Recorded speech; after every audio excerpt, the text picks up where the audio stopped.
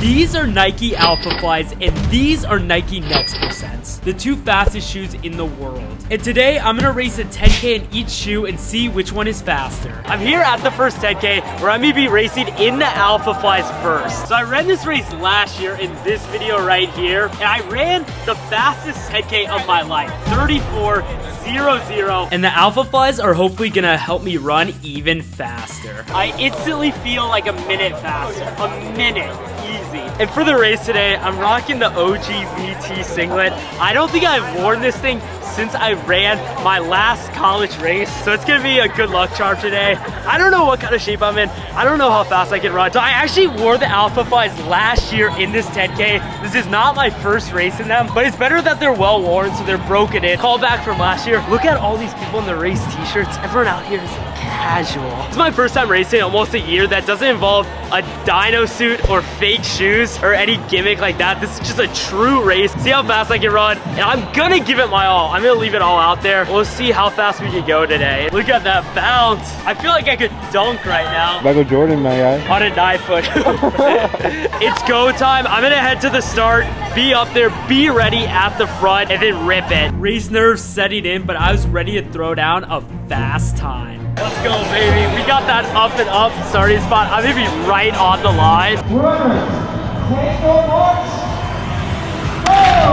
Gun goes off and everyone takes off at the start. How fast will I end up running this race? Like I said, it's been a while since I've truly given it my all in a race, so I had no idea what to expect. But we're off to a great start as we come through mile 1 in 6:01. Truth be told, I haven't ran a 6:01 mile in quite some time, but with the Alphaflys on, it felt like a Sunday jog. The cushioning the Alphaflys provide make it feel like you're exerting a lot less energy than normal, which allowed me to kill the hills in mile 2 for a 6:12. As Jack Harlow once said, your boy's striving to be the most dominant ever, as I was powering ahead and constantly passing people. Eventually we hit the turnaround mark and I dropped my fastest mile yet. Mile 3 in a scorching 5:58. But at this point I was terrified. I ran an 18:44 5K as my first split, which was way faster than any 5K I've ran in months. I was in uncharted territory and I wasn't sure if I was gonna survive. Yet somehow, someway, the Alphaflys were keeping me going. My legs were not tiring thanks to the Zoom X foam, and I hit mile 4 in my fastest mile yet. 5:53. And this is the point where the race got super weird. We joined together with the 5K runners who started after us, and there was a ton of dodging and weaving trying to get around them. This was honestly super frustrating, but we were so close to the end of the race now that I almost didn't notice. My eyes were always locked on the next one in front and trying to pass. We were nearing 5 miles into the race and the Alphaflys were feeling fantastic.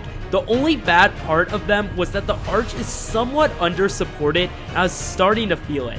But we ended up running mile 5 in a 6:05 and suddenly there was only a mile left to run. This was the home stretch. All the miles I put in were leading to this moment. How fast would I end up running? I go through mile 6 in a 5:50 with the finish line right in front of me. I finished right there in a 35:36, though the course was definitely a bit short. I absolutely shocked myself, Fred. 35:35 or something like that. Insane. I actually did not think I could do that at all. So big ups, baby. I'm gonna be back in 2 weeks now, running another 10K in the Next Percents, and we'll see how those guys compare to these guys. I'll see you then.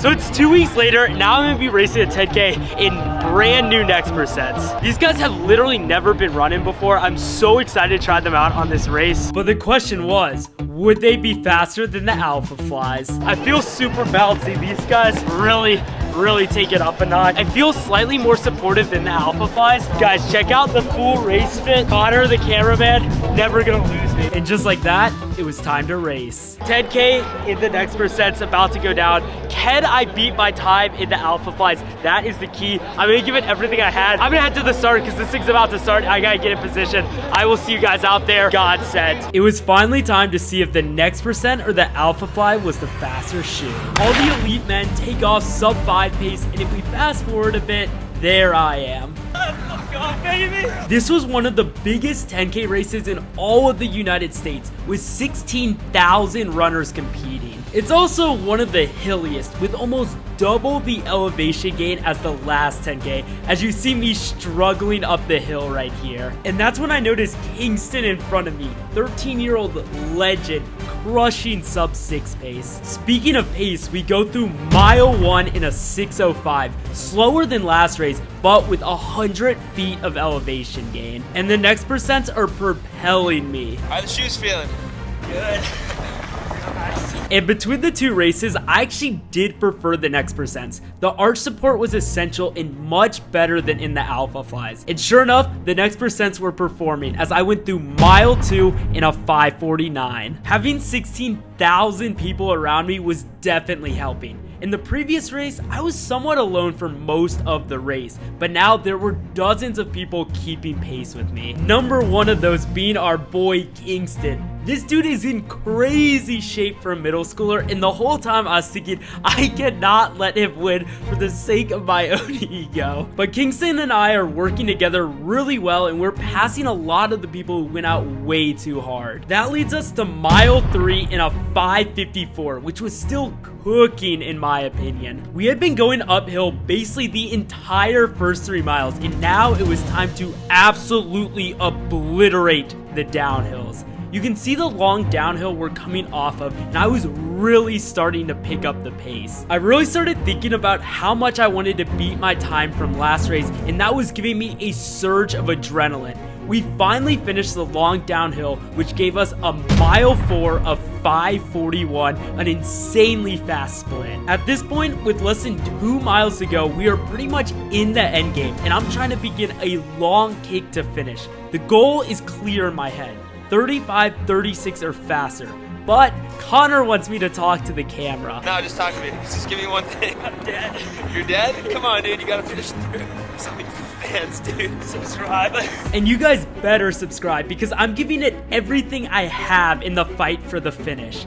I hit mile 5 in 5:56 and mile 6 in 5:55 right after. And now please enjoy this uncut finish as my eyes seek out the clock, hoping against hope that the time will be under 35:36. Which are faster, Alphaflys or next percents is about to be answered. I'm finishing up my final kick, fighting my tired legs and ragged breathing, and win my fight to the finish, crossing the line right there in 36:33.